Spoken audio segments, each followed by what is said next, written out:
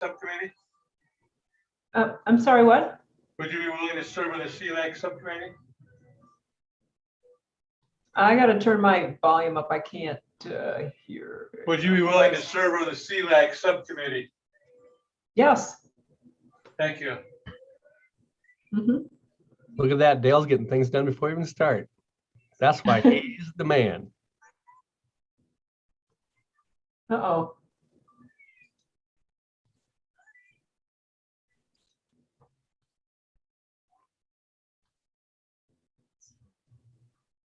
Okay, we're streaming. Nobody's in the waiting room, and I think we have our quorum and our major guests. And well, Jeff's not here. He's got the action item. We can already tell you that. So I'd like to call the October 12th meeting of Parks and Rec Board to order. And there's nobody in the chat room. Is that right, Cassie? Correct. First item is roll call. Could you call the roll call, please? Sure. Dale, Here. Wendy, John, Here. Sonia, Danny, Here. Margie. Here.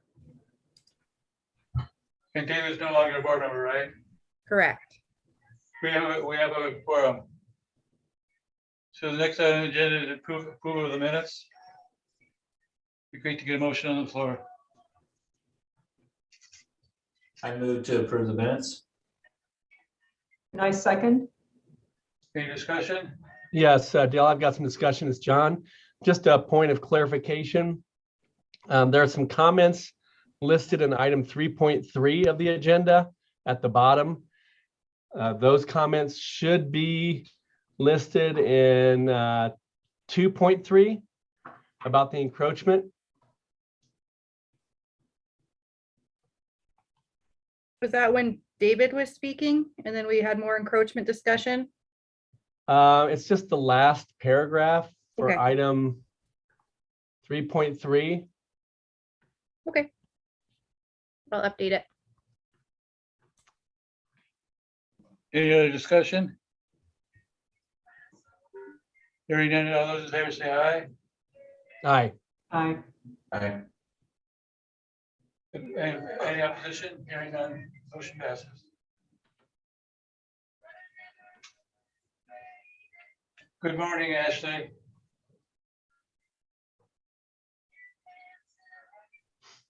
Good morning, Ashley. I think we lost her. So are there any item at 1.3, any announcements? Any public comments? Hearing none, and Jeff's no longer, he's not on the Zoom call. So let's move to daily life, Garrett. So Gary, you're on. Okay, perfect. Thank you you. very much. Yeah, I apologize. I was scheduled to do this last month and I was unable to attend due to some family circumstances. So here we go. My name is Garrett Swanson. Thank you for updating that, Cassie. I'm currently a temporary full-time employee of the Parks and Recreation program as a development program specialist. What do I do? I work on parks and trail projects in the role of a landscape architect. Landscape architecture is a career and a lifestyle for me as a lifelong learner. Constantly looking at research, materials and construction methods, field observations and plant identification, even when I'm on vacation. Visiting a variety of parks across the country on my vacation. I always want to go to a garden or a public park and see what they're doing and see what's working for them, see what's not working, and how could I use that information and bring it back to this position and opportunity to further advance our work to the highest quality that we can. I currently work from home. I communicate primarily with my managers and team through email and virtual meetings. I come into town as needed to conduct site visits or to field verify part conditions for my project. My primary focus with the department is to work on backlogged projects and support active projects through site analysis, site research, inventory, and master planning. Ultimately, setting the project up to get started, laying some of that groundwork. The career of landscape architecture is a diverse scope of projects. Unfortunately, a lot of people think we're just gardeners, but we're so much more than that. We work with diverse communities, work on establishing partnerships. We work on sustainability practices, bringing in nature and green infrastructure into projects, which is really important in our current climate to help fight climate change, promote community health and resiliency within our projects. We also focus on historic landscapes. And as you guys know, working on parks, trails, and open space projects are a vital role to the Missoula community and many others. Some current projects that you probably have heard that I'm working on. I'm working towards site certification out at Fort Missoula Regional Park. Sites is a certification project for project sustainability and management, from planning, construction, and ongoing operations and maintenance. So I'm excited to be working on that project. Hopefully we'll have it wrapped up here in the next month and find out where we land in our level of certification. I've been working on the Fort Missoula Regional Park Addition project, which is the former batting cage site. David Selvage brought that to you last month for recommendation to the Missoula County Park Board. I've currently been working with David Selvage and supporting him on asphalt preservation, inventory and conditions for our non-motorized trails, to help work on crack filling and sealing of those trails.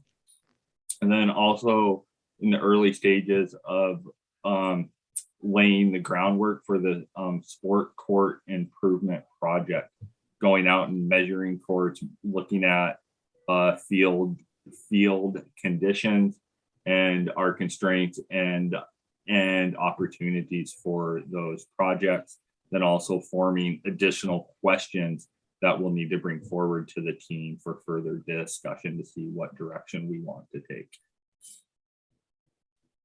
Oh, let's see. Greatest challenges of being in the profession of landscape architecture or in this role. The one I listed is awareness and understanding of the profession by the general public. I mentioned earlier, some people just see us as glorified gardeners. We're so much more than that. Just really support green infrastructure, sustainability, connectivity, public health, safety, and welfare for all. It can be a challenge to balance diverse perspectives. Securing funding is always a challenge for every project, but there's also sometimes there can be a significant delay from our master planning to the time we get funding. We need to go back and we need to relook at that master plan to make sure that to see how the ground conditions have changed and how do we need to update that master plan to reflect current conditions. And And then just funding for ongoing maintenance and operations can be a challenge. And then that really translates into how do we design the project? What are the materials we are going to use? And what are the construction methods? I think the greatest opportunity, I think, in this project is to listen to the public and to take that knowledge and feedback that we get from the public and apply it to our projects to make them better, but to also make sure that we're meeting the interests of our constituents. A great interaction that I had this late summer when working on field conditions for the sport courts is that I had a great gentleman come up and inquire about what I was doing. So I informed him that we were measuring the basketball court to look at replacing a series of basketball courts and throughout the system.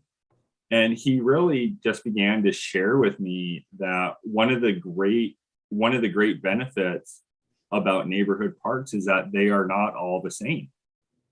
Not all basketball courts are the exact same, but each one is slightly different. So therefore it offers a unique experience of play from park to park. And that kind of resonated with me a bit in thinking that parks don't need to be an exact rubber stamp they don't need to be this rubber stamp park, excuse me, but there is extreme benefit in making each park unique and different to offer that variety of experience throughout the system. And this gentleman also gave me some really good feedback just on design of multi-use courts. He used one of our parks in the system, stating that the fence that enclosed the pickleball court and the basketball court, it was too close to the edge of the court to allow for play in those corners. Is that a bad thing or a good thing? I don't really know, but for me, it was that opportunity to be able to listen to public feedback and to just tuck that away for future knowledge as we look at redesigning and replacing some of these basketball courts.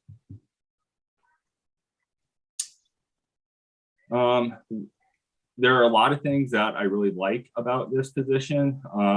I've listed a few. I really like the environment and the amazing staff that I get to engage with on a daily basis. Team interaction when solving complex design challenges is inspiring. It looks messy on the whiteboard, but it's really inspiring at the end of the day. The opportunity for discussion and collaboration with other design professionals, whether it be planners, landscape architects, or civil engineers. Learning from our past projects. What did we do well? What didn't we do so well? And then how could we make improvements moving forward? It brings me great joy to go back to our public spaces on projects that I worked on and to observe users in the space, just having fun, enjoying the outdoors, access for all. It is quite the opportunity. And then last but not least, just serving my community where I was born and raised to promote public health, environmental health through the planning, design, construction, and management of our outdoor spaces. I think I'm out of time, but if you guys have any clarifying questions, please feel free to ask. Thank you, Garrett. Any questions for Garrett? John? Hey, Garrick, thank you for your time in the presentation. Just a couple of quick questions. Where did you get your landscape architecture degree from? University of Colorado, Denver. I have my master's degree and I just completed my 4 exams for licensure. Awesome. Congratulations. Yes, thank And you. then the other question is, you mentioned at the beginning, this is a temporary full-time position. If this were a position that would become permanent, are you interested in carrying on with that? Is that your goal? Absolutely, John. Great. So Thank you. if there is an opportunity, I'll be the first one to raise my hand and say I'm available. Good to know. Thank you very much. Hey, Gary, what project are you looking forward to this next year? What projects are you looking forward to this next year? Oh, I'm really looking forward to completing the sport court improvement project within the parks. And then looking forward to getting some on the ground improvements out at the former batting cage site out at Fort Missoula Regional Park. Thank you. Any other questions? Welcome, Ashley. Welcome, Wendy. Welcome, Neil. Any other questions for Garrett? Thank you very much, Garrett. Yeah, thank you. So let's go back to agenda item action item 2.1, which is Jeff's taking the lead on this. Good morning, good afternoon, Jeff. Good afternoon, everybody. Sorry, I'm a little bit late. We had an all-staff meeting that I was running back from actually down at the fort, so a few minutes late. I wanted to bring an action item to the board. As every year, we have a number of CLAC committee members' terms expire. This year, we have one current member's term expire, Jameson Starbuck. She has expressed interest in reapplying. However, typically, last year being an exception, typically Park Board would advertise an opening on CLAC as a subcommittee, and then appoint a subcommittee of Park Board members to review applications with staff input. So I would like to bring that action item to Park Board to move that forward. And again, as this is the first time I've done this, because this is my first season with the program, I will sort of defer to Dale in terms of the process by which those subcommittee members would be selected from Park Board. So John and Margie have agreed to serve, and I also would like to serve. So the three of us, Margie, John, and Dale, shall constitute the subcommittee to see that. It would be great to get a motion on the floor.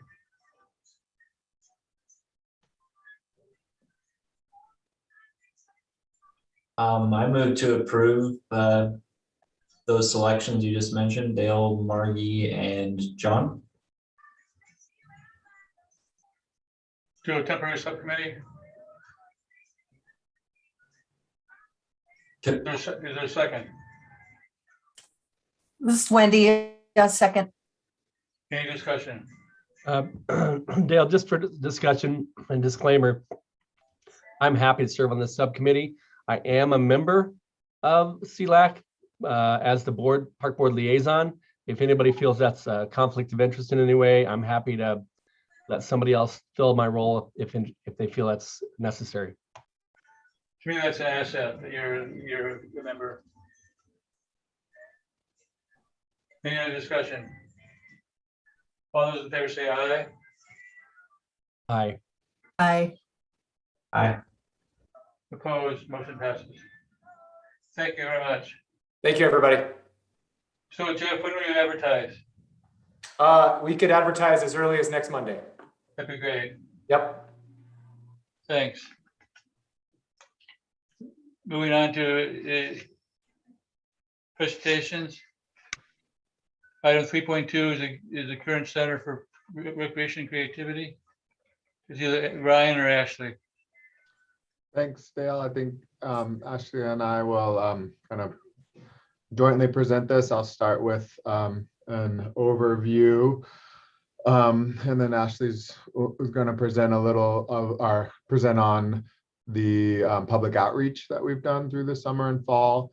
And then we'd like to share a presentation and kind of walk you through a presentation that our design team of MMW and NAC Architecture out of Spokane, MMW is a local, has put together. So I guess we've been engaged in the current Center for Recreation and Creativity conceptual master design process since about March of this year. We've had a working group that has given us really great feedback and direction, established guiding principles. They've met in April and June and in September. And then we're preparing for a November meeting with them as well to see if we can get to a recommendation to Park Board for the conceptual design. We have had an open house to the public in June, and we're preparing to launch another open house both on our Engage Missoula website and as a kind of self-guided at Currents. Instead of doing one open house under the current circumstances with COVID, we've decided to elongate the time frame and invite people to come to Currents and kind of self-guide themselves through an open house for a 10-day time period and fill out a survey regarding that. So what we want to share with you is kind of what we've done in public outreach and then our design team work that they've done and get some feedback, initial feedback from you all as well. Hey, Ryan, Yes. just a quick question before you begin your presentation. Are you using Engage Missoula so that people will know about this ability to self-guide themselves on the project, or how are you going to contact the public? Friday, we issued a PSA to all news media. I think after this, I'm doing an interview for it. We are also doing Engage Missoula. We're also hosting a stakeholder webinar and inviting their groups to reach out, or inviting them to reach out on our behalf with the PSA to drive people either to Engage Missoula or to the Current Center or to Currents to go to the open house. So Thank you. Yeah. Yeah, just Facebook as a announcements. board member comment on that would be that I think that Ryan, the department in general makes incredible efforts to try to inform people various ways about opportunities that they can get involved. So I really appreciate that. Thank you. And Ryan, was the working group open to any member of the public? I'm sorry, I missed the question. It's a little low. Was the working group open to any members of the public? It was a application process that we engaged in spring. So if we did a public outreach to accept working group member applications and then chose working group based on a certain amount of criteria. So that's how the working group was determined. Was it a diverse group? Geographically diverse, I would say, throughout Missoula.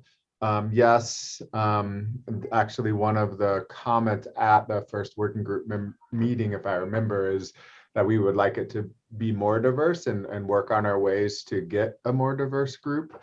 That said, there are representations from different cultures on the working group, and we did specifically do outreach that Ashley's going to talk about to try to reach some populations that don't necessarily always engage in or have the opportunity, I should say, to engage in a working group, and we're looking at ways to enhance our ability to attract more diverse people to the working group as well. Thank you, Ryan. Ashley, do you want to I think I have it up on the screen and we can go through a quick kind of update on the outreach we did do? Yeah, that would be great. So this is just the first Hey, Ashley, Yes, why don't you introduce yourself and tell me, and sorry about that. I'm Ashley. I'm the National League of Cities Jedi Coordinator for the city of Missoula, and a Bacchus Fellowship student from the Masters of Public Administration program at the University of Montana is how I started here about 6 months ago. And what I've been doing with the city is helping with a National League of Cities equity cohort in conjunction with the county, the University of Montana, the Missoula City County Health Department, All Nations Health Center, and Partnership Health Center. And the group is growing all the time. And part of what I've been doing for Parks and Recreation, I work really closely with Donna on that project, but then for Parks and Recreation, I've been doing some public outreach specifically for the community center, and trying to make it a little bit more equitable. That's kind of the goal of the National League of Cities project, is to do things through a lens of equity and focus on equity in terms of access to city programs and projects, and then also the things that are on offer when those facilities and programs are actually available to residents. And so this summer, of course, thank you. I'm sorry about that. So the first thing that we did was the Engage Missoula virtual open house, and we had a survey up from May to September. And we made a word cloud here that represents some of the more overarching priorities from that community survey. And so a lot of the outreach that we did over the summer, you'll learn about here in a moment.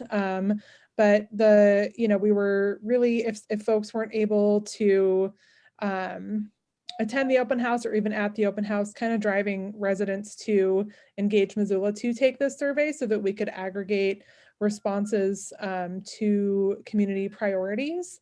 So you'll see affordability and community events, performances, dance, indoor spaces. Here, Montana is the Parks and Recreation BIPOC, Black, Indigenous, and People of Color outdoor program that has been very popular and is doing a lot of really great things. And that was identified as a priority within the survey, in addition to a bunch of other things that you can see here in the word cloud. You can go to the next slide, Ryan.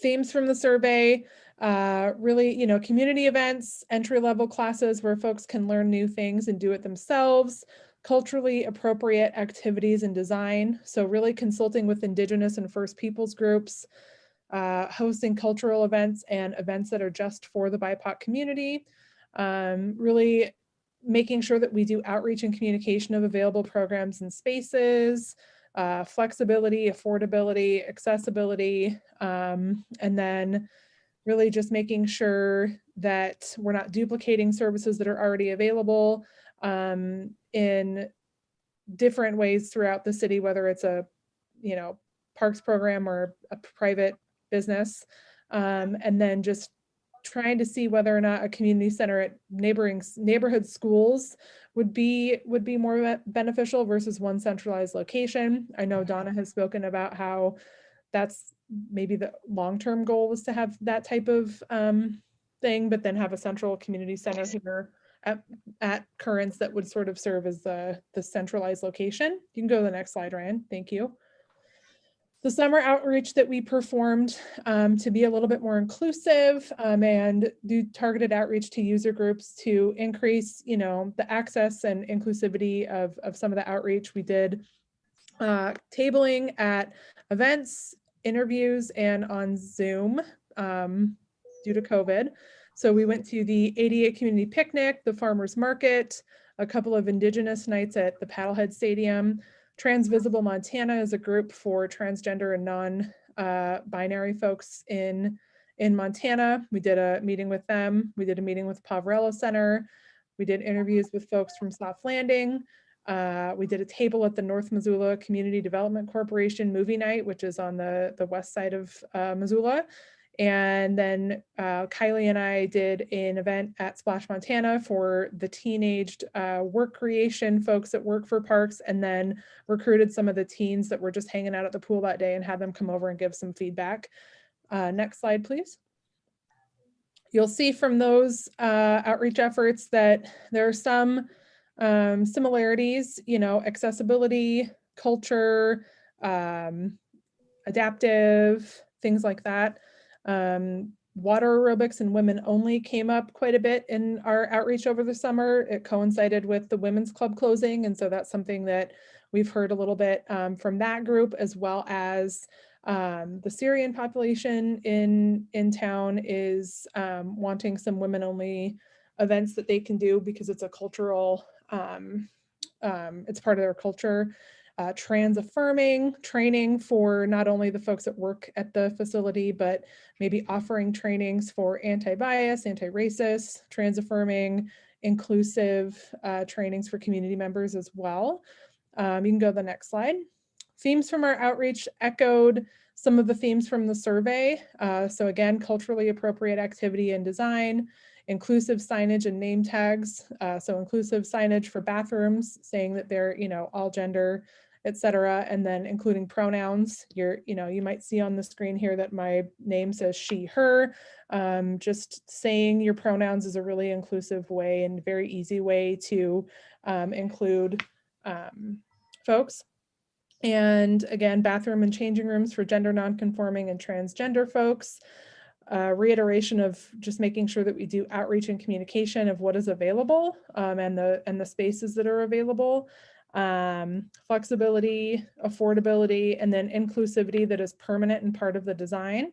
And then spaces that could potentially be used as emergency shelter in the winter or have transitional housing for folks that are temporarily homeless.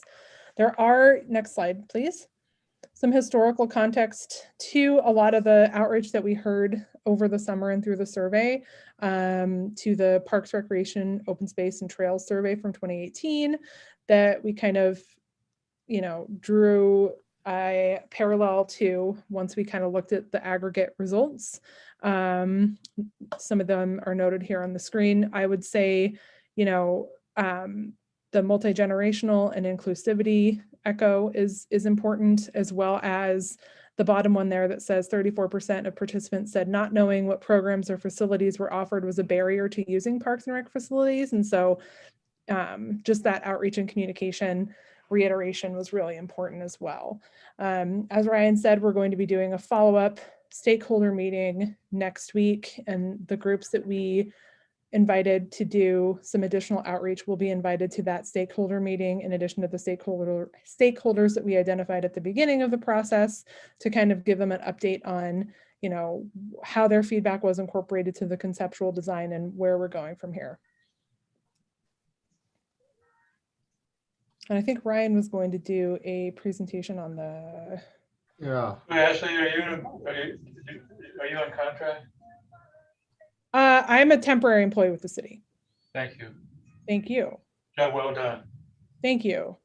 And there's always so much more that can be done, and we recognize that. It's a, you know, it's one of those things that you can do as much as you can do for the time allotted, but there's always more that can be done. And so trying to create these opportunities at Currents for folks to come in and do it on their own time, or engage Missoula, which is a really powerful tool, and then holding these stakeholder meetings, I think we'll just continue to reach out and try and get as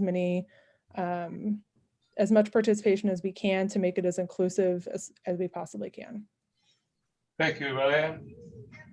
Yeah, thank you.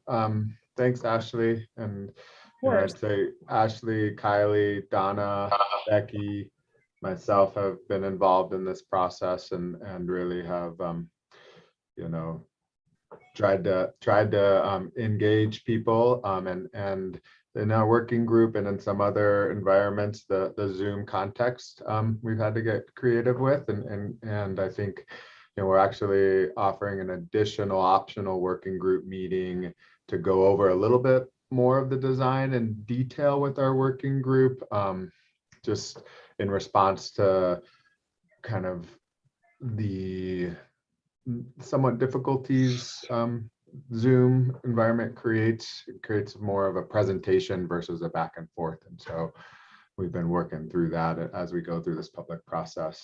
Our design team, I feel, has been really great to work with. Kent Means at MMW Architects, and then NAC from Spokane have been really responsive and great to work with. We've had technical steering committee, and these are some of the results of that steering committee work, looking at, the site limitation, zoning and parking, making this a model for sustainability within the Missoula region. And what does that mean? We went out and reached out to our stakeholders that are neighbors in our area. This included the Pavarello, members from the Sawmill District. I think some from, I don't remember all, but it was about 13 in each stakeholders. There were concerns about safety and traffic and parking that came up. We did do a stakeholder group with specifically on diversity, equity, and inclusion, and then did additional work on that. And got feedback about, the feeling of it, accessibility, cultural and multi-generational, ensuring land acknowledgement, and then affordable childcare, and these types of things. The pictures you see on our first public open house and the outreaches we did, the pictures you're looking at were the most liked pictures when we had an array of a couple hundred pictures for people to choose from, and helped us kind of narrow in on the feeling that we wanted. And I thought the design team did a really good job of engaging people with pictures and then asking them to choose their favorites and why not. Yes, John. If you're intending on sharing those pictures, they're not showing on the screen. Oh, let me retry. Sorry about that. That's all right. Can you see my screen now with pictures? There we go. Much better. Yeah, sorry, I Thank was you. going off of the slides, and so it's kind of giving you're seeing the changes now. Okay. Right, so these most liked images from our open house, and we had some parking lots. So when we get into more construction related items, what to look at. A lot of people like this kind of nature focused. Then we did from the survey that Ashley was talking about, this is not a statistically valid survey, though I think reached, do you remember, Ashley, the overall, I think there was, do you remember overall survey responses? It was around like 240, I believe. And learning new experiences and building a sense of community and escaping the climate were kind of those most important items for people. Their priorities. We want a maintained and clean facility, a safe and secure, welcoming, accessible and quality. And feedback on groups to prioritize is the low income individuals and families, BIPOC, Black, Indigenous people of color, and ethnically and culturally diverse populations, people with disabilities, multi-generational. So those are kind of the higher ones that we saw.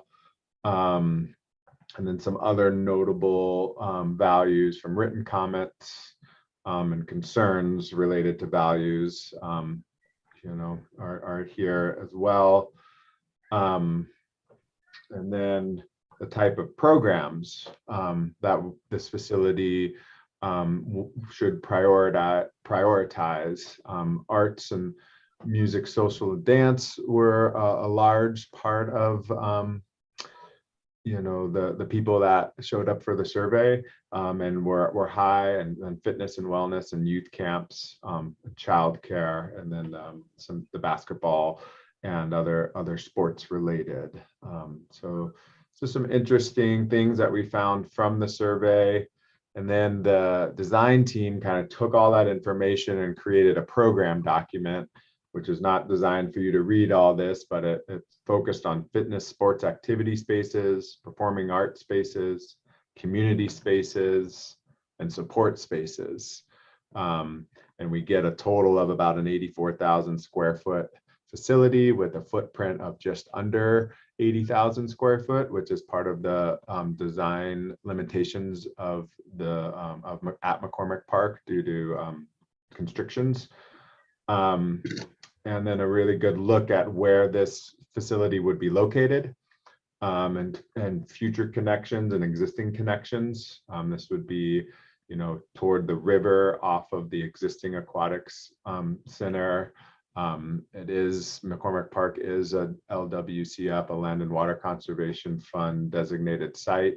And so there are restrictions in terms of putting a building on it. We have to convert other areas within the park back into parkland, and this would be the moving of the Hickory facility. You know, parking is a consideration, and the design team has been looking at options to do that. But here's kind of an overview, which we're going to share at our open house coming up. And then kind of the design features, really centered on what the design team is calling the Central River area, which is kind of your access to different spaces. Brian, can you expand this? I can, I think. That, Thank you. yeah. You know, an entry and the parking is a little bit, but an entry lobby. And it's important to note this is conceptual design, but really focusing on that 84-foot long, so high school size basketball courts with the potential of a walking track on a second floor above.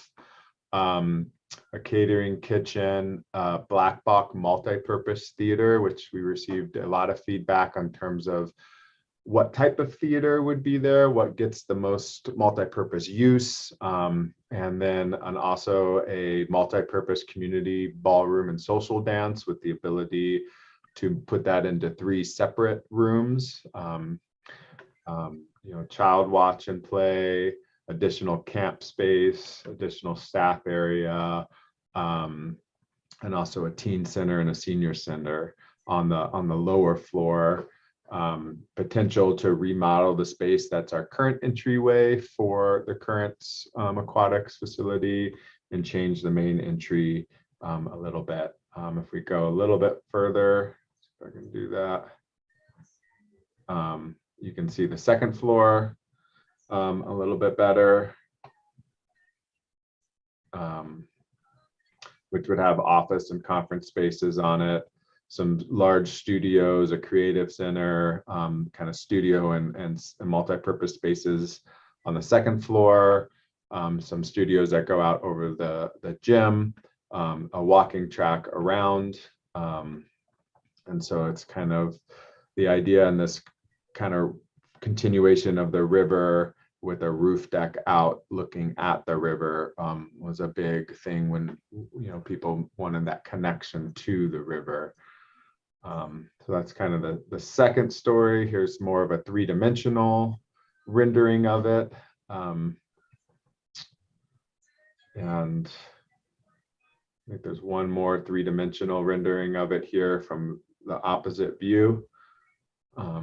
Also celebrating kind of outdoor space here and the connection with the existing park and towards Silver Summit, while keeping the green space was important as well. And then they started to do some pretty cool work. I guess there's one more kind of showing this overhang and kind of really showing that kind of river central area going through with different activity spaces on either side. And then kind of showing it in context with some of the design elements. Can you expand this one? What was that? Can you expand this one a little bit? Mm-hmm. Thank you. Mm-hmm. So where's the entryway? The entryway is right here, coming underneath and kind of this large studio overhangs it a bit. Cool, thank you. Yeah, I think there's another picture that may show, show a little bit more. We'll bring it back a little bit. Kind of, there's also the performing arts build part, or that's that community multi-purpose ballroom, some place, a designated area that is conceptually known now as the cultural court of, some type of installation that would be kind of a design process in itself to create, but an outside area, a conference room, kind of replacing where Headwaters is. And So Ryan, yeah, does this take up all the space all the way up to the rope cars? it does. Yes, it goes pretty close to the river, to where the trail is currently. Thank you. There's a more close up of kind of activated space in the front entryway, and kind of a inside of that central river area, kind of the moving of the main reception area, and you can see into the gym and the track above, walk up, and kind of that central river space. And so they started taking advantage of kind of wood and also natural light in the area. Any food service facilities? There is a plans for a small cafe and then a kind of a catering kitchen. Yeah, so a small, not full service lunch, sandwiches, things of that nature, but more grab and go and coffee and of that nature is what's being contemplated right now.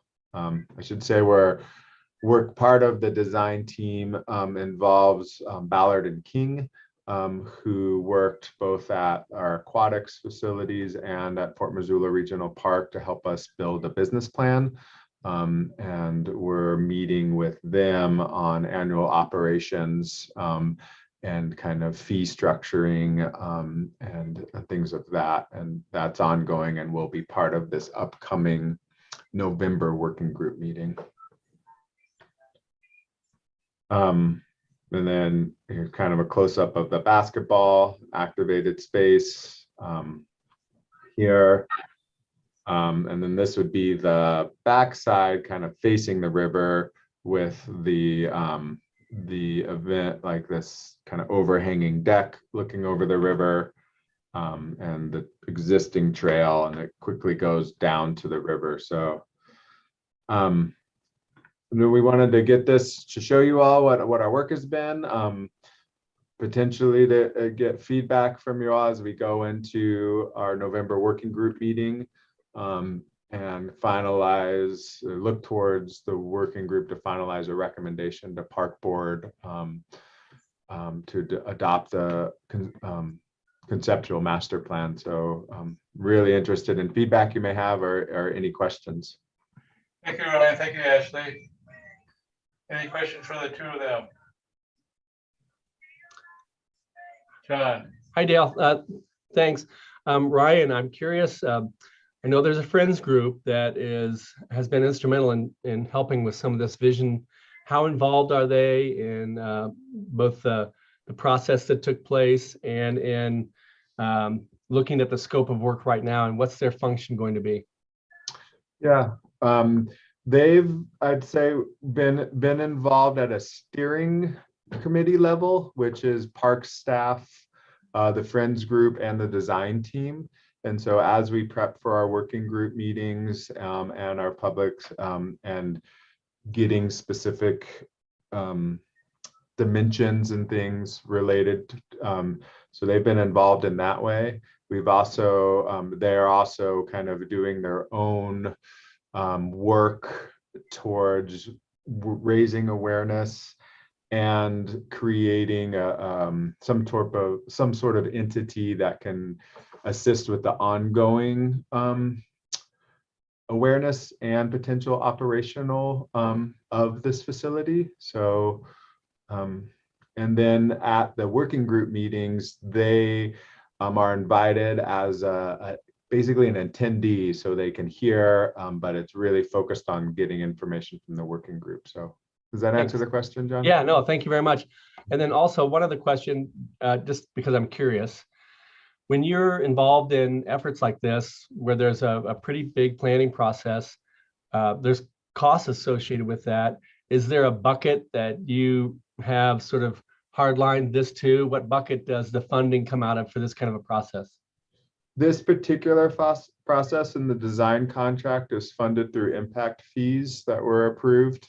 And so that is what is funding the NAC MMW contract. And then the staff time, that takes is also part of our ongoing operational budget.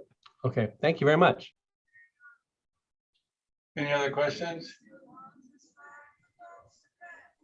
I was curious, where is the Hickory, the operations facility there? Where is that getting relocated to? That's a good question. I guess there's, I don't know, Jeff, do you have any inside scoop on that?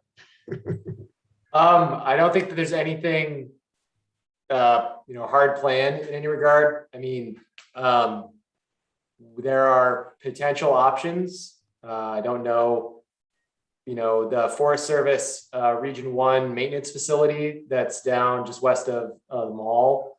There have been sort of rumblings for years that they might want to consolidate everybody down to Fort Missoula, and if that happens, but there's a very big if there. So right now, I don't think there is a concrete plan of where the maintenance facility might move.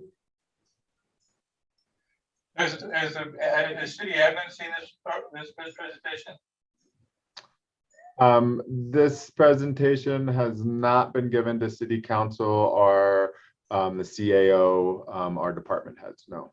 So what's the next steps? The next steps are complete additional outreach in October, our open house, our virtual open house, which we'll send you a link to, and encourage you all to reach out to your contacts to encourage people to fill out the survey that talk about our guiding principles. And then we will conduct the November 4th working group meeting with the hope of having a recommendation back to Park Board, most likely in December, for adopting of the conceptual master plan for current Center for Recreation and Creativity. Who came up with the name? CCRC. Friends group and staff right now is the name, I think, is who came up with that. Any other questions for Ashley or Ryan? Thank you very much. Good job. Thank you all. Really appreciate it. Thank you. Next agenda item is subcommittee reports 3.3. John or Daniel? Anything to report out, John or Daniel? I'll go first, Danny. Pardon me. So I unfortunately missed this month's CLAC meeting. The meeting was held primarily to talk about the Lincoln Hills Master Trails Plan. Jeff can elaborate on that. There was some review of the Parks and Conservation Committee report that was going to go out. The meeting had a lot of kind of council or committee member discussions on some items that were non-agenda related to Mount Dean Stone. So I think that hijacked a fair majority of the meeting. Again, Jeff, I think you can comment on that more than I can. I wasn't there, but in general, I would say that as with everything else with CLAC, I find that the committee members are very engaging. They're very passionate about the things that they care about the most, and it's a good committee to be on. And I'm sorry I was unable to attend that meeting. Are they going to do elections in the near future? It's annual elections. We just had annual elections a couple of months ago. Giles remains the chair. I think, is Karen Sippy vice chair now, Jeff? Yes. So Karen Sippy's moving into a leadership position within that group. Any questions for John? Jeff, do you have any comments?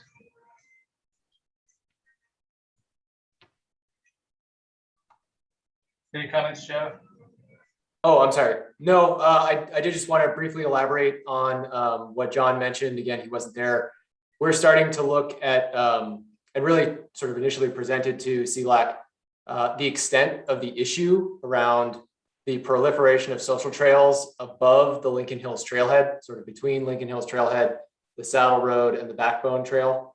There's a significant amount of resource damage. I actually just got another email from a neighbor there in the last hour about seeing users riding mountain bikes across open space lands off trail. So trying to figure out a solution by which we can allow for enjoyable access, reduce user conflict, and significantly reduce impacts to natural values that are present in that area.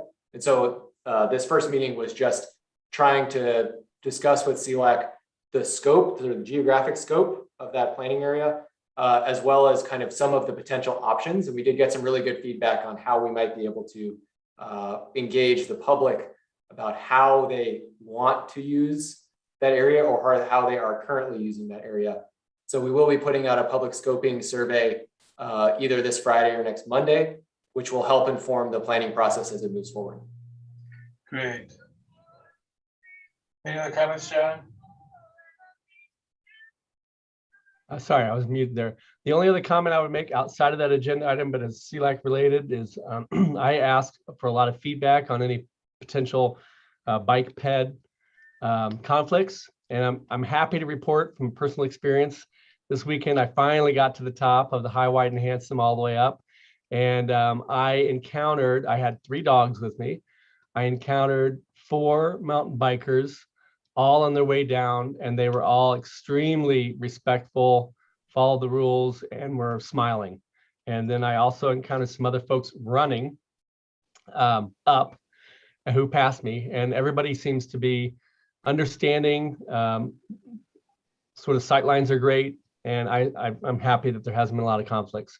I think probably that's a good model for us on future projects and how to design trails. Thank you, John. Danny, do you have any comments from OSAC? Unfortunately, I have nothing to report. I had to miss the last 2 meetings actually. So yeah, staffing shortages and a new kid created a few extra challenges. But I know we had some fun field trips, and I see Grant's here, and hopefully he can pick up my slack today. Thank you, Danny. Yeah, thanks, Danny. Nothing too specific to report. We did have the opportunity to get CLAC and OSAC together out on the Fort Missoula Ponds property, which was a really great site visit, kind of bridging the gap between those groups. It's been a while since they'd gotten together for many reasons, primarily COVID, I would say. So yeah, there's some big upcoming acquisitions, primarily Marshall Mountain, coming forward that OSAC will be obviously reviewing and vetting, but nothing to report other than that right now. Is that your open space program report too, Grant? Yep, that'll do it for me. Any questions? No, I can jump into that if we're ready. Go ahead, Grant. Sure, I'm gonna try to share. Danny, did you have anything else? Was that? Yeah, okay.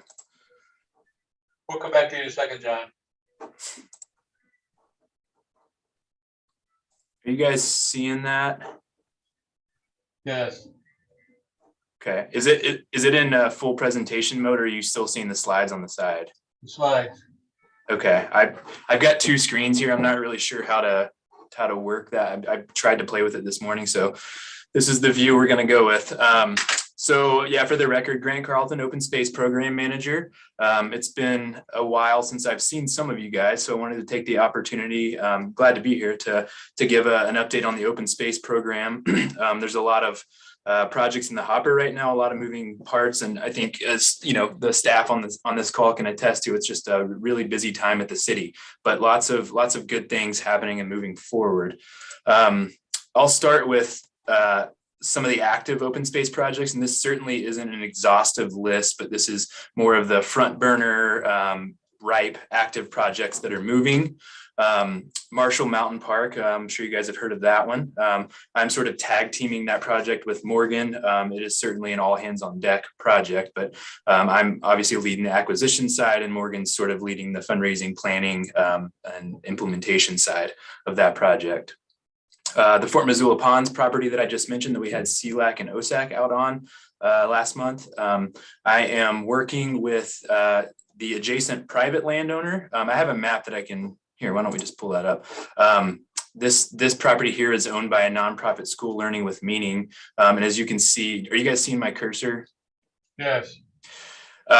We have access via easement across this sliver of land here, but we do not have public access currently to the site. So I'm working with the adjacent private landowner here to negotiate either an easement or an acquisition of this strip of land or access across this strip of land for public access. I'm also, this red here is all university property. I'm also working with the university and we've had some really promising conversations related to them granting access either here and or over here as well, depending on the design of the site. Those sort of conversations are moving forward, and I'm hoping to secure public access on both sides. We certainly don't know if it's going to be motorized or non-motorized. That will sort of come out in the planning process, but it'll be obviously helpful from a variety of reasons, public safety and enjoyment to have access from both sides. Grant, did you mean motorized or mechanized or both? Well, I think if I was a betting man, I would say up in this corner, we would probably have a parking area. So that would be motorized. I don't mean motorized in a recreation sense. I just mean, allowing, motorists to park versus maybe just a walk-in, bike-in ped on this side. And again, no guarantees there. That's just, that's sort of what I meant there by motorized. If I can just quickly add, we want to make sure in our initial conversations, we've talked about making sure that there is handicap accessible access to the site. And because of the guardsman lane on the east side that Grant showed, it's relatively far, that having some, handicapped or, users with mobility issues access to the west side of the property may be worthwhile. Yeah. Thank you, Jeff. Yeah. And as you guys recall, there's the building up here, the current building. We don't know what the future of that building is, but it potentially might hold storage or outdoor classrooms or things like that. So it probably makes sense to have a parking area here for accessibility issues and all kinds of different reasons. And I'm also working with UM to coordinate, as our plan right now, and if Jeff wants to elaborate on this a little bit too, but our plan right now is to start the sort of public planning and design process for Fort Missoula Ponds sometime early in the new year. At least that's the plan right now. I'm working with UM and got some promising feedback just this morning. We're hoping to engage University of Montana to sort of be a primary partner in that planning process so that we're not just planning this and developing this site.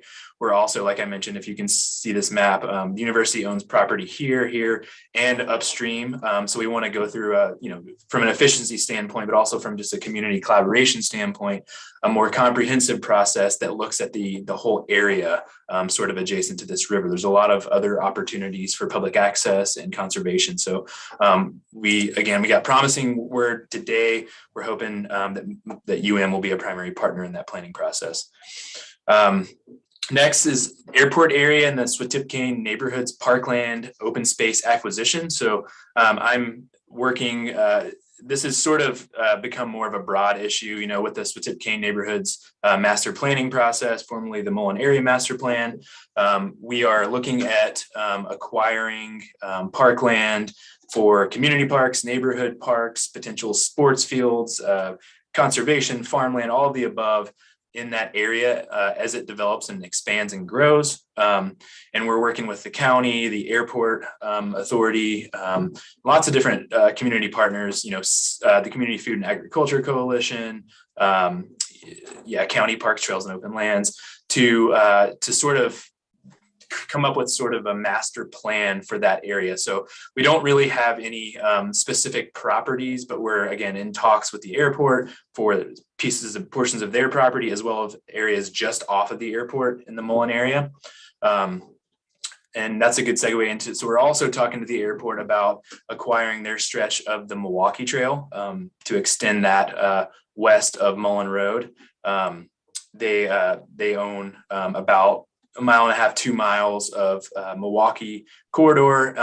They have been very encouraging as to, you know, their openness to selling us that land. I'll be spearheading that probably in more with more gusto here in the coming months. There's also I'm going to pull up a map.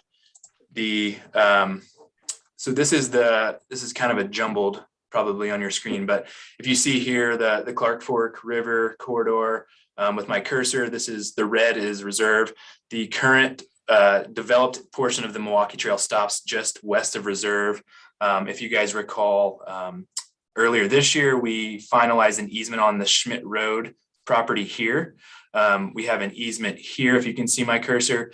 The only piece of the puzzle that remains that will allow users to get outside of the bridge across the Clark Fork River, of course, users from the current terminus of Milwaukee Trail to Mullen Road is a portion of Knife River property here.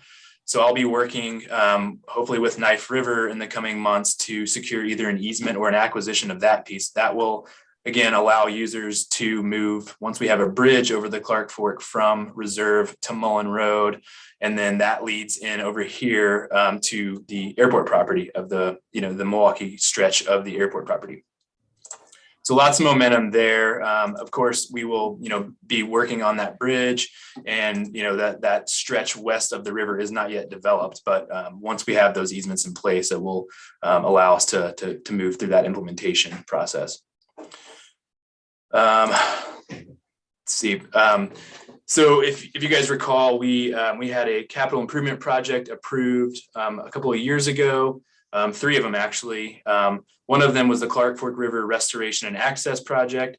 I will be working with the rest of the parks team to sort of spearhead the open space designation. So, anytime we deploy open space bond funds on a property, it has to be designated as open space.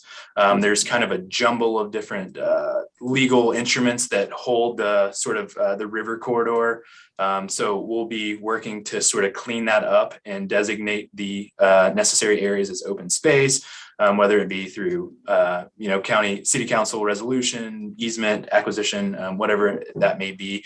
We're currently working on the area just under the Higgins Bridge, so the old Missoulian property, and then the Boone and Crockett, where the Grizzly statue is. That is sort of the front burner project we're working on right now. Another project, so I worked last year and into this year on amending the subdivision regulations related to the cash in lieu of parkland dedication. We got that through city council. It was the amendment was adopted and passed. From that process came the stipulation that the city would select the appraiser as opposed to the developer in the past. And I'm glad to expound upon this. This is sort of jumping into the details a bit, but again, came from that was that the city would select a pool of appraisers that we would then utilize when we're valuing parkland for development proposals. We're in the final steps of selecting the appraisers and implementing that sort of subdivision amendment, regulation amendment.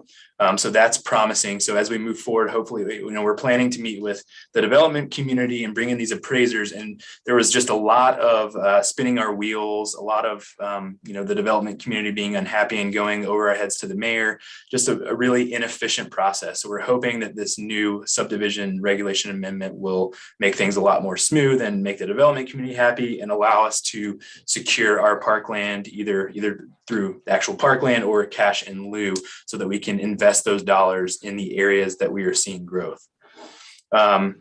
Last but not least, Waterworks Hill Trailhead Improvement Project. That was another one of those capital improvement projects that was approved by council. I have been negotiating and drafting documents along with city legal to allow us to actually break ground and build the new access road up to Waterworks Hill.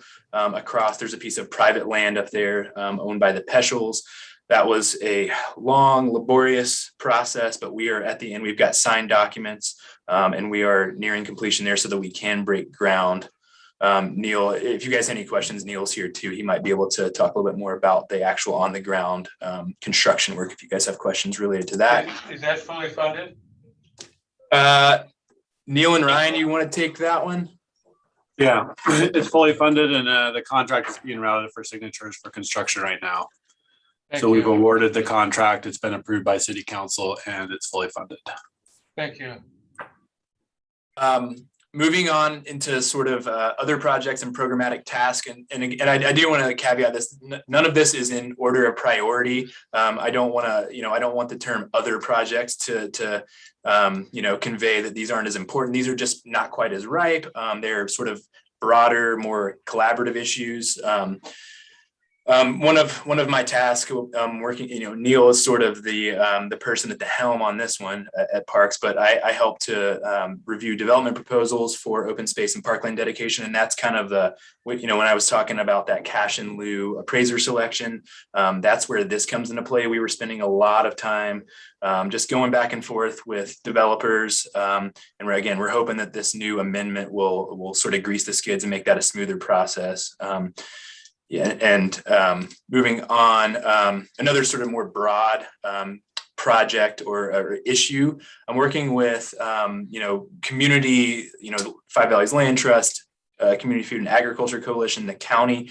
We're looking at how we can potentially conserve some of these smaller scale urban agricultural plots around Missoula. It's sort of this black hole of, we know that we prioritize it. It's prioritized in the open space plan. The county prioritizes it. Five Valleys Land Trust prioritizes it, but no one is really actively taking on projects related to these smaller, agricultural plats that are closer to the urban core as opposed to big ranch land, out in the county.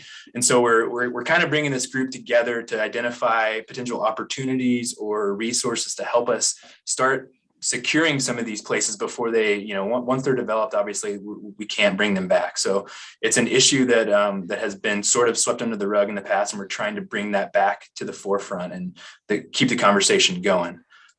So there's a few, without going into too much detail, there's a few projects specifically in the Rattlesnake area and then out towards Kelly Island that we're looking at. And we're just trying to find answers and sort of solutions as to what entity can actually hold these conservation easements and prioritize this and has the staff capacity to do so. Another project that is sort of getting legs is a parcel out on Mount Jumbo on the Marshall Grade section of Jumbo. It's one of the last remaining pieces of Mount Jumbo that the city does not own. We've had some really promising conversations with the landowners there. I don't want to mention names just because it is kind of early in the process, but that would be a really pivotal piece in securing the bulk of Mount Jumbo. And there is potential for a recreational corridor to go through that piece as well. I'm also on the coordinating committee of this. I just made up a name here. We're calling it the Recreation Trail Summit or the Recreational Trail Strategic Planning Team.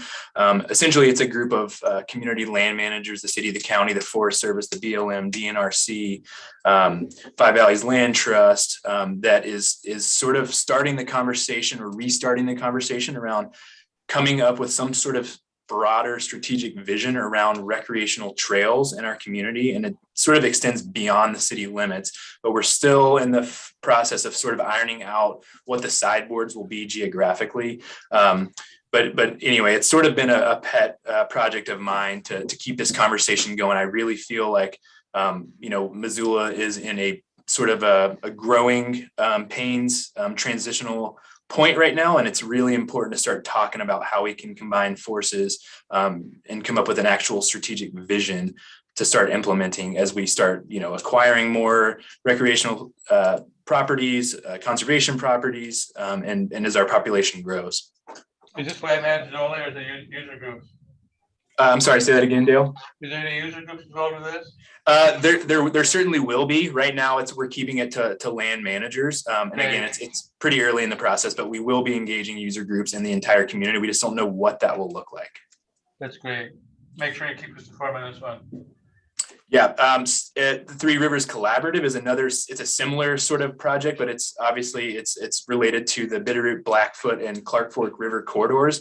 It's a group that was put together to just talk about issues related to those rivers. That's a really good example of, the strategic planning team is in the early phases. Three Rivers Collaborative is in a bit more of a mature place in that process. And it's a really good example of, when you actually do talk about these things and bring people together, what it can look like and transform into. And if you guys haven't checked out the Three Rivers Collaborative, there's an open meeting to the public every month or most months. I encourage you to do so and check that out. There's some really cool, there's really informative educational topics every month. We've talked about homelessness, recreation, conservation, restoration, and so on and so forth. It's a really good resource to stay informed about river issues. I'm a part of several citywide working groups. This is just sort of this is more to just let you guys know that, there's a long bullet list here, but within those, you can unpack each one of these and talk, I could talk for an hour about each one of them or more. Specifically, the growth policy review team and the departmental realignment, city working groups. Another piece, when we have these open space bond projects that are approved, we often front the money. And there is a process that I have to go through to work with the county to be reimbursed. So a couple of the big ones that, we're talking $1.3 million that I've been working on is getting actually those funds reimbursed as we incur them. And again, it's just to sort of provide the breadth of what it is that I do on a day-to-day basis. And I guess I wanted to do just a highlight here, just a reminder. I know you guys saw these documents, but I wanted to give a shout out to OSAC and the project evaluation subcommittee. We essentially created a whole new process from scratch. Perhaps not from scratch, but for all intents and purposes, we reinvented the entire process. We created absolutely new tools for open space project evaluation. Those were adopted and implemented earlier this year. We haven't had a chance to vet a project yet. I'm excited to do so. There's a chance that Marshall Mountain might be the first, which would be really exciting. And it'll be sort of a trial by fire. But I think I'm really confident the amount of time we put in, the amount of feedback we got from you guys and CLAC and other community groups, Five Valleys Land Trust. I'm super confident that the tools will work really well and the process will be smooth. This is, again, we worked with Missoula County's Parks, Trails, and Open Lands team as well when we developed those. So it's consistent across the city and the county for applicants. Just provides for a more objective, transparent, comprehensive, and a much more robust review process for open space projects. So I'm really proud of OSAC and specifically that subcommittee for sort of weathering that storm. It was kind of a long process and a lot of detailed work. So just a quick plug there. I've got a couple of maps here that are some of the projects I talked about that are more front burner. If we want to dig into any, I think we kind of looked at these. We've got just a sort of a placeholder for Marshall Mountain if we wanted to talk about that. I'm sure you guys are sort of following that project, and it's evolving before our very eyes, and it's it's, like I said, all hands on deck at this point. And lastly, I kind of wanted to just quickly highlight, a lot of times we have sort of a division, just from a time perspective, between, when we acquire a property versus when the public actually gets out to use and enjoy it, or the public or wildlife, if it's a conservation project. And I kind of just wanted to sort of tie those two together. This is sort of tying OSAC and CLAC together, and of course Park Board. This is tying the conservation lands program to the open space program. I mean, all of these are all sort of cogs in the machine that help the Parks Department move forward. So these are just a couple of examples, and these are sort of the higher level ones that I know you guys are familiar with, and you guys have sort of helped vet as well. But the Dean Stone corridor, we acquired that back at the very end of 2020. And it, this is a model where we sort of relied on our partners in Five Valleys Land Trust and MTB Missoula, sort of a new model to develop it before we owned it. And I think, if anybody, if Jeff or anybody wants to comment on that, I think it worked really, really well and set the stage for future projects to sort of follow that model. I think Marshall will be sort of a quasi model like that, where we will probably start to develop some infrastructure and amenities on that property before we actually own it. But back to Dean Stone, that opened to the public in June of this year. The Bluebird property, and there's sort of a spectrum here. The Bluebird property is a good example of the other end of the spectrum. We acquired that in late 2019, and we're hoping to begin the planning process, I think this winter, unless something's changed on that. Jeff, correct me if I'm wrong. We're starting next CLAC meeting. Next CLAC meeting. Awesome. Okay. The Fort Missoula ponds, that was acquired in also late 2020, and we're hoping to begin that planning process in early 2022. That will sort of, we were talking about potentially sort of navigating that process simultaneously with Marshall Mountain. I think we decided to stagger them a bit, but it will sort of follow the Marshall Mountain timeline from at least from a planning perspective. And then the 1505 East Broadway, if you guys recall that one, that is out on East Broadway on the river, sort of a riverfront trail just east of town. We acquired that easement back in May of 2020, and we are currently working with the landowner as they potentially develop their site to help build that riverfront trail. So just kind of, again, just bridging the gap from a timeline perspective, from acquisition to sort of the user experience. And with that, I will take any questions. Before we do questions, Ryan, do you have to leave here pretty quick? Yeah, I have to leave in about 5 minutes, Dale, but I believe Neil is prepared to do the last agenda item. Okay, thank you. So any questions for Grant? Good presentation, Grant. Thanks for all your work, Grant. Yeah, thank you, Grant. Thanks, guys. Any questions? Let's see if I can stop sharing here. So we'll go back to the 3.4 Fort Missoula Regional Parks, Friends of Missoula Parks and Park Board Strategic Planning. John, you're up. The only thing I had to report is that I had a discussion about the potential for some joint strategic planning between Friends of Missoula Parks and the Missoula Parks and Recreation Board. FMP is a group that's been around for a long time. We work primarily in the background on a lot of projects, and currently most of our emphasis is on fiscal sponsorships. So other groups who are trying to get things done can use our 501c3 status as long as it meets our mission and our board agrees, and we will help do the fiscal portion of their projects. We're working on a couple of those right now. We just established a new one for the Friends of Marshall Mountain group that's going to be working on that project. Our guiding principles and our sort of mission statement is one that we want to align with the Missoula Parks and Recreation Board and Missoula County's emphasis for parks and recreation. So we like to mirror the best we can what the main projects are and the emphasis are between both the city and the county parks board. We have not done strategic planning as part of FMP for as long as I've been on that board, which is over 10 years now.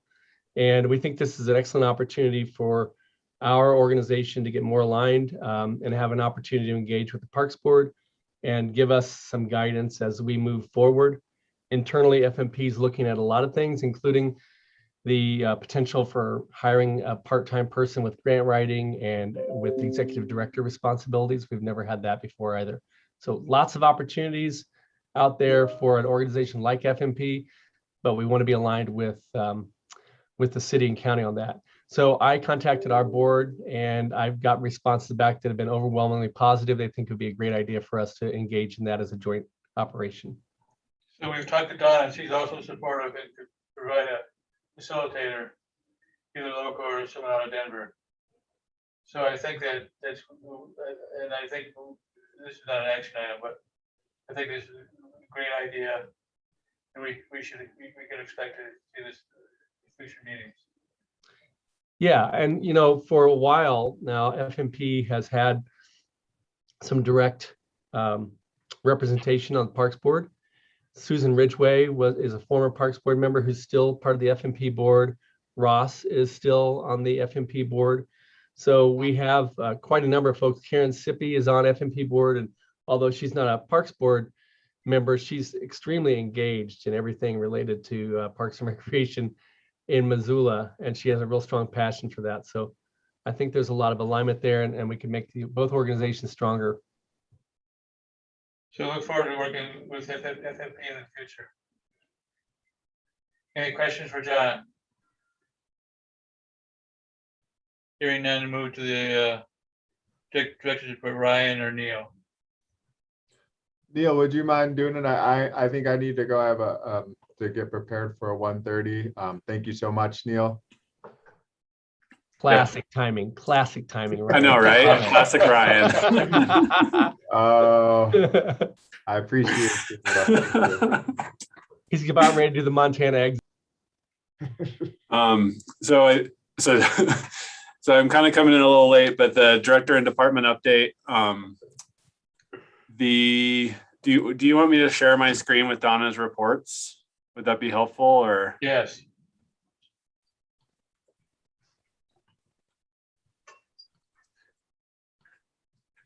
So here's the accomplishments for September last month. I didn't really get a chance to go over all those in depth. I know that everyone in our staff has been incredibly busy and working incredibly hard at just meeting the public's expectations. So I think I know from my perspective and our side, it's been like all holding on. So I assume everyone else is the same. We're getting ready, the business functional work team. I think Ryan's staff has been really instrumental in getting the current center, helping out with that, as well as everything else with the budget and rec guide and whatnots. TJ and Lincoln has been reviewing, getting the snow plan together with Morgan, and kind of wrapping everything up and working on all of the stuff at the end of the summer, transitioning into winter, blowing off irrigation systems, developing work plan lists. I think we heard a little about from Jeff about the ecosystems and services, and Morgan about the sunlight loop, Bluebird, all this stuff kicking off going forward. Projects and planning, that's what I'm intimately familiar with.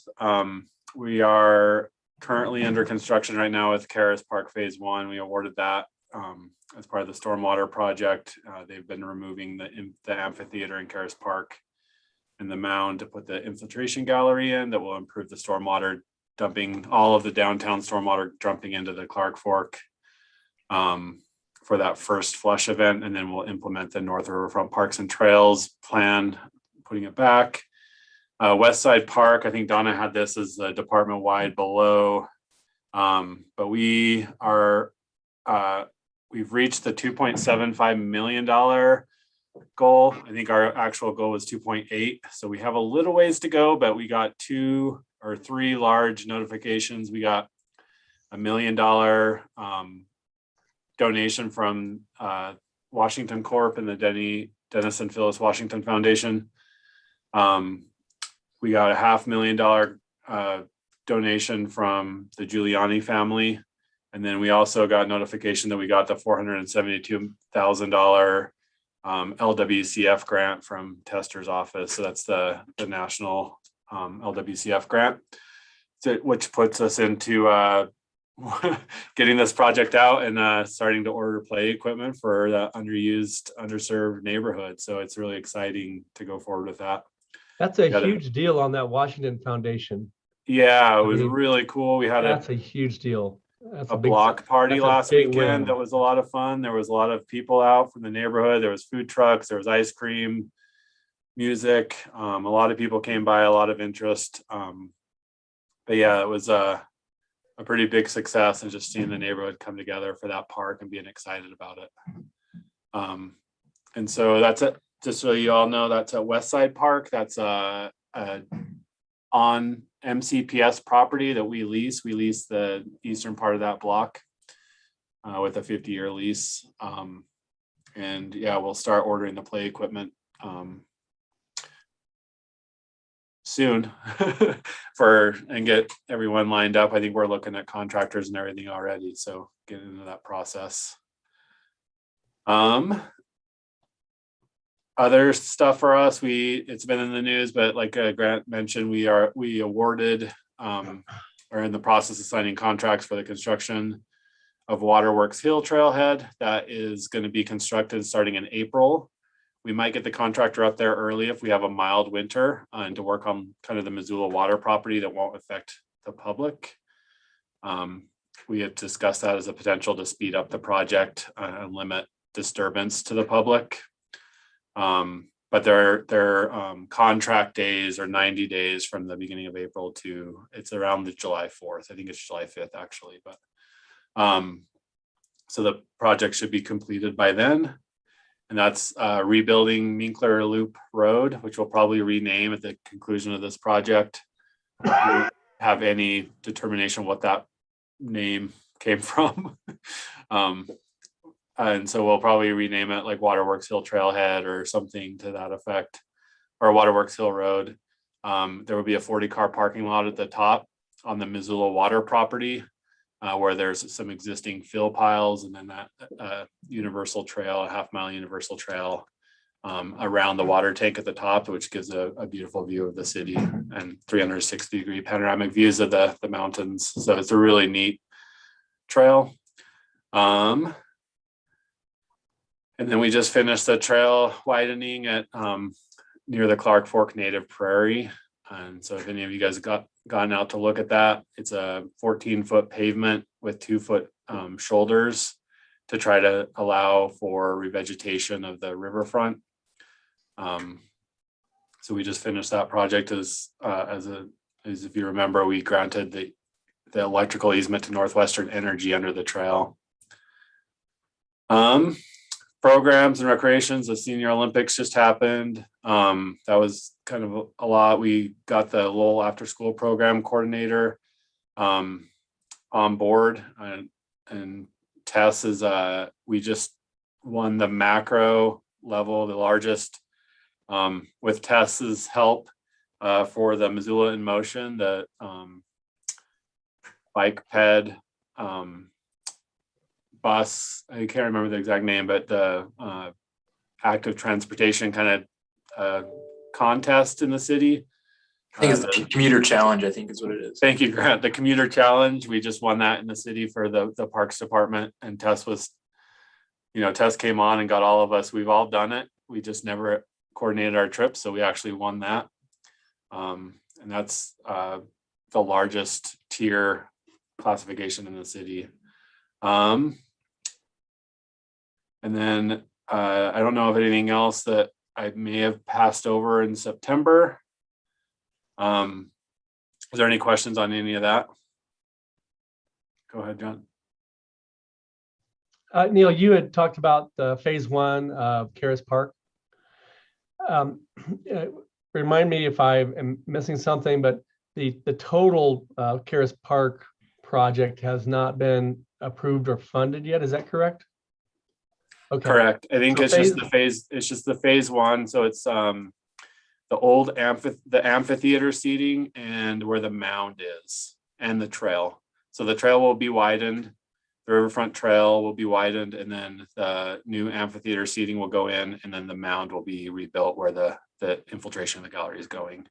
And so the new amphitheater seating that's going in and the replacement of the mound align with the master plan. Yeah. But the rest of the plan itself has not been funded or implemented. No, not yet. So it's the project limits are basically around the edge of the pavers for the amphitheater, or for the Karis Park Pavilion, and the edge of the amphitheater for the pavers for the event music band shell ring. And so we basically worked with the police and everyone to get better sight lines, worked with the public on the mound is not going to go back as a mound. It's going to be kind of a flatter multi-purpose grass area where people can throw a frisbee or can sit down and read a book, and it's not like rolling off into the plaza. And then the other thing that people really wanted is that connectivity between the plaza for events to the river, and same back with the river trail to events, so that energy is like goes both ways instead of just kind of getting blocked by the old Thank mound. you. Yeah, one more question if I might, and that has to do with the widening of the trail for that Northwestern Energy easement. How did that go? I saw a lot of potential for some bad stuff happening, blocking out that commuter trail. Was it a relatively good workaround? Did we get much feedback from the public about the interruption of that major commuter arterial? We got that trail does serve about 2,000 users a day, especially during when we were doing construction, and we actually did a pretty good job signing it. I think we still had a lot of people trying to cut through. Nathan did a great job kind of running that from our end. It's just it's just really hard to do anything in that corridor, and that's a pinch point with the Higgins Bridge and with Higgins Bridge, the Bear Tracks Bridge construction. But we actually did pretty good. We had a lot of contact with the folks over there, do a lot of the volunteering at the Clark Fork Native Prairie, and worked out some issues that they had. And Jeff and Morgan's team has done really well with Molly was out there salvaging plant material. Jeff and Morgan's team went out there and kind of are revegetating. We put up that fence on the north riverfront to try to help revegetate the riverfront, so to remove some of those user-made trails, which are a point of erosion. But it looks really great out there. I think it came together. We didn't get the lights that we originally wanted, the new lights, but we got foundations that will be able to put the lights on, and then without the disruption of the trail in the future. It will be a bolt on, bolt off type thing. Nice. Thanks a lot. Any other questions for month of September?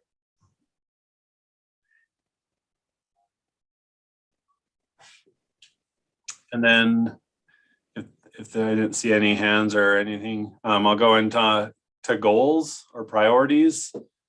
I think Ryan's team, completing all the CIP meetings, working with me and Nathan on Westside Park and Waterworks Hill project setup.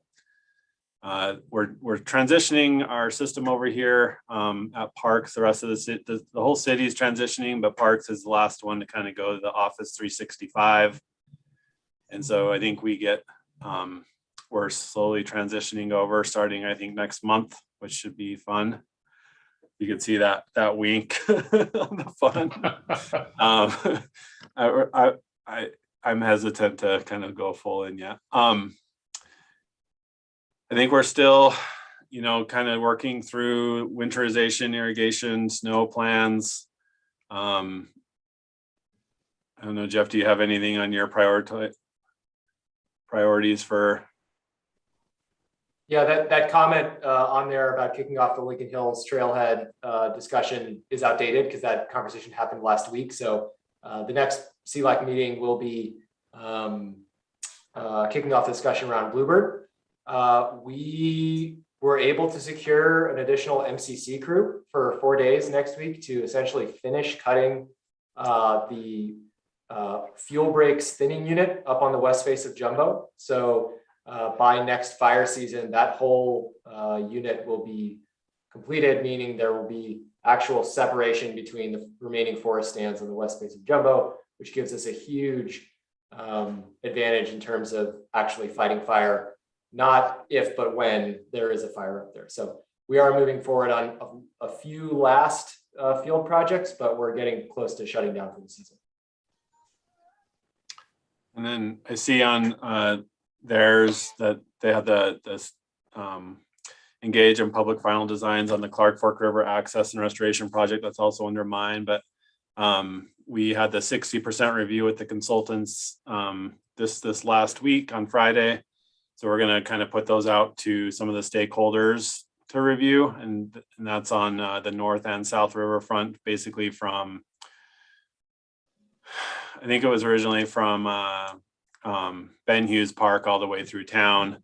I think we're kind of focusing on some of like the more used areas, so like the one at Best Reed, the one near Brendan's Wave, and some like the ones under Higgins Bridge on the south side, and kind of the one right by McCormick Park, and then a lot of the restoration of these user-made trails. So creating some hardened river access, but the review went really well on Friday, so I think we're just doing a few tweaks and then taking that out to the so in this next month and going into November, we'll be taking that out to all our stakeholders, all the permitting agencies, and kind of release it to the public to review. Projects and planning, I think we're kicking off hiring the facilitator for the Marshall Mountain process. I think I got here a little late on Garrick, so I was on a different call, but Garrick probably touched on the sustainable sites certification for Fort Missoula Regional Park. Will be that's a lead equivalency for a kind of a park project. And we'll do our final submission for that. That's a really exciting thing Garrick's been working with me on for the last couple or year almost. The Clark Fork River access and restoration, and then I've been holding on for dear life for all the I think we're smashing records in the city with development subdivisions. I think Troy from engineering the other day said we have like 21 active subdivisions in the city right now. Each one of those have some kind of contingent parkland, park cash in lieu, boulevards, open space, trails, and there's a lot going on. So just trying to hold on. But a lot of good possibilities too. I think last week we went, Jeff Morgan and I went and walked a trail or some riverfront on the Bitterroot Trail out by Jeanette Rankin School. That would be an exciting addition to the open space programs, land conservation lands, to kind of acquire some of that Bitterroot frontage. Sorry, Bitterroot River frontage. And then park systems and services. This is kind of David's realm. He's getting the north side pedestrian bridge and redecking plans out for construction in spring. That's been on our docket for a little to get that bridge redecked. If those bridge pans are kind of rusting out, and then we just need to redo them. And then, he wrote the agreement on the LWCF grant for West Side Park. So him just finalizing all those, there's a few things left to kind of finalize that grant to receive it. Recreation, I won't go through all this. And then just department wide, I think the city internal JEDI, the justice, equity, diversity, inclusion work has started. That's kind of what you heard from Ashley earlier. She's working on that with the city. Karis Park Phase 1 construction started, and then we were applying for a grant, the Community Development Block Grant. There's a crime and violence grant application that's designed around the grants out there to kind of encourage kind of like a SEPTED process, SEPTED principles that we always work towards, a crime prevention through environmental design. So we're looking at it for downtown Lions Park and kind of that north riverfront Ron's River Trail section between kind of Imagination Brewery and Russell Street. And so improvements to downtown Lions Park, which is across the street from Western Cider. And just through that, like lighting, we have a master plan that we've been working on, and we've been working with a couple Native Americans Against Drinking and Alcohol, the NADA group, and a play equipment company to do a pretty cool park design in that park, as well as the trail lighting. And as part of that, I'm sure you guys have kind of kept up, but there's the Flynn Lowney ditch acquisition the city's doing, which actually helps us a lot in some of those properties. The diversion structures right at the north or the east end of West Broadway Island, and that whole diversion structure through downtown Lyons and then continues out under Broadway and Russell and all the way out towards Mullen. I think there's a lot of potential with that and increasing visibility and just kind of eliminating some of those negative behaviors in some of those areas with that acquisition. Thank you, Long-winded, but is there any questions? Thank you, Neil. Thank you for filling in for Donna. Any questions for Neil? Hearing none. Any other matters before the board? Any other comments? Should we get a motion to adjourn? I move we adjourn. Do a second? Second. Did Danny second it? All those in favor say, any discussion, no discussion, all those in favor say aye. Aye. Aye. Wendy? Aye. I always thought if you made the motion that counted as your aye. No. Okay, well, now I know. Guess I got an eye then too, so aye. Thank you. See you guys next month. Thank you. See ya. Thank you, everyone. Thanks, everybody.